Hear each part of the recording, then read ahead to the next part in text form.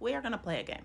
I'm going to show you 2 videos. And then the game is, you have to figure out, what do both of these videos have to do with the other?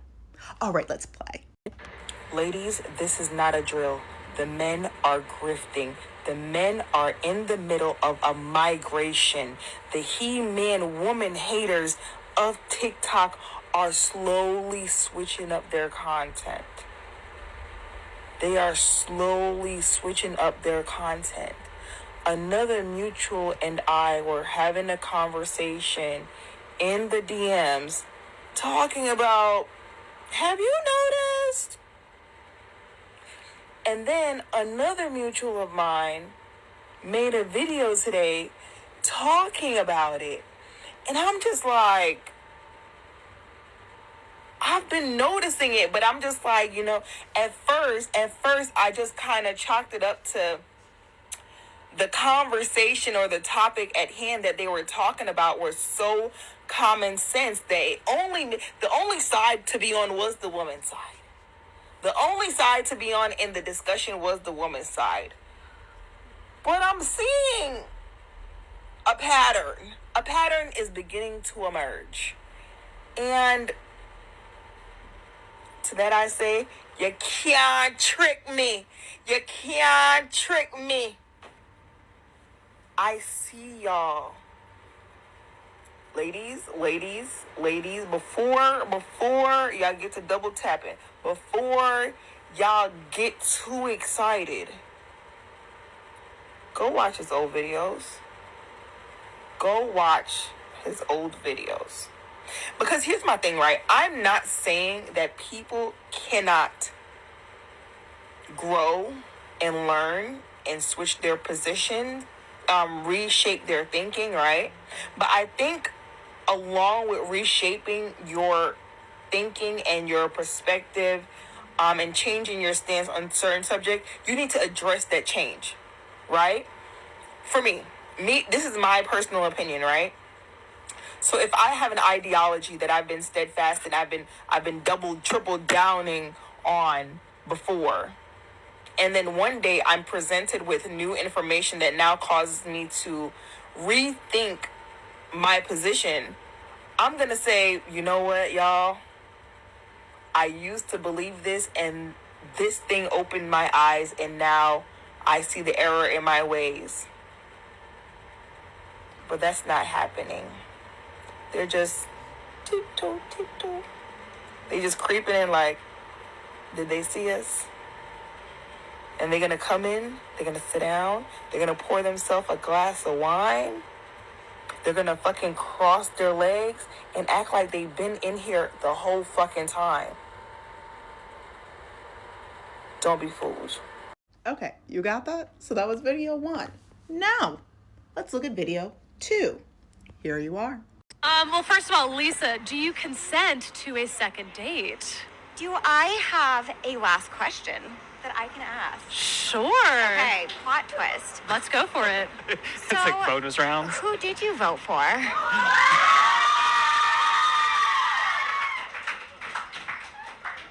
I voted for the Trump candidate. But with that comes a lot of things,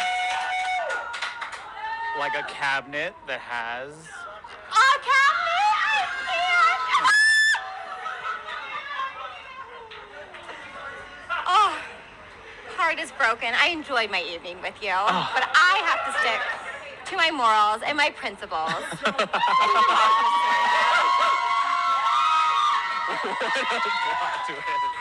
crowd has turned into Jerry Springer up in here. This is hilarious. Fight.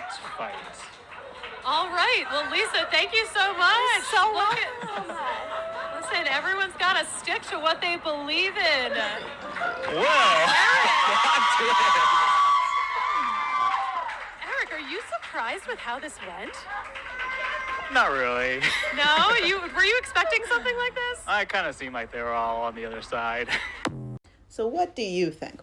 What do you think either of these videos have to do with the other? Please type them below. But we're going to add a little bit more context to this. We're going to break this down in a couple of ways. One, black women have been telling y'all to avoid conservative men since the dawn of time, but nobody cared because nobody cared what black women think.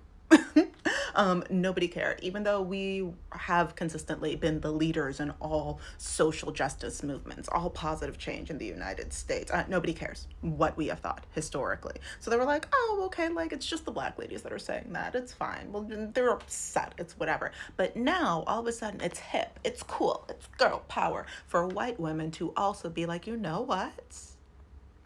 These conservative men, no thank you. I'm with her.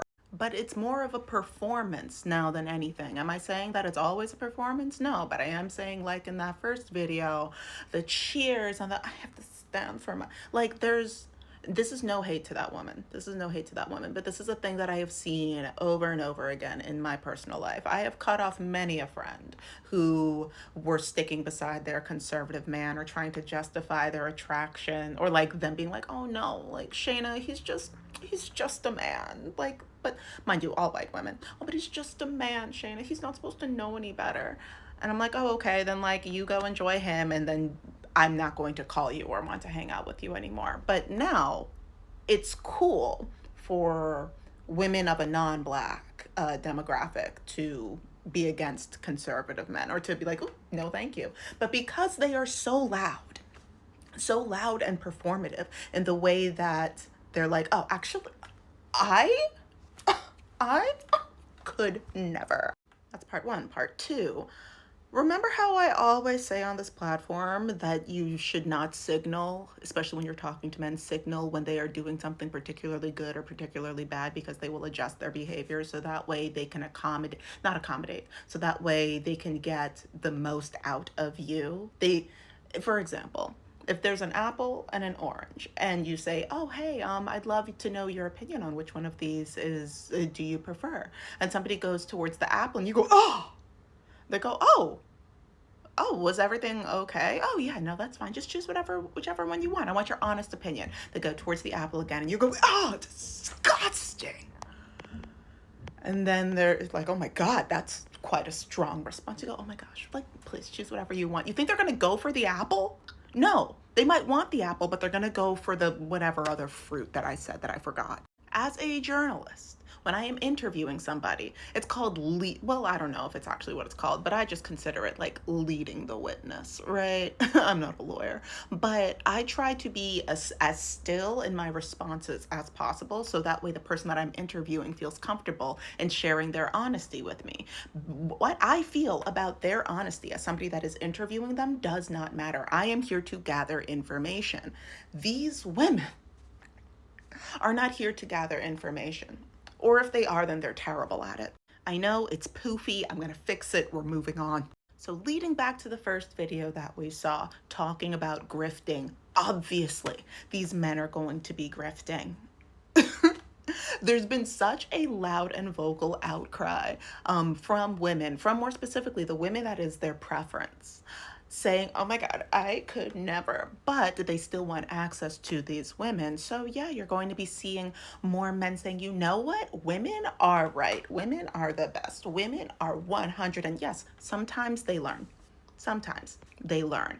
But let's just take a quick look at demographics real quick. Remember these? Remember these? If you're in a room full of 10 white men, 6 of them, or just random white men, 6 of them. 6 of them.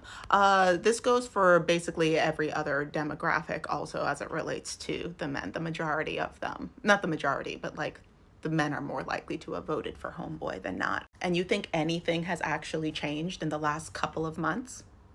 No. If anything, they are now just more uncomfortable with their lack of access to women. And so the only intelligent thing to do would be to change, to lie, to hide, to be a wolf in sheep's clothing. Now, I'm not saying that it's all of them, but do you know for certain that your new TikTok crush isn't one of these grifters?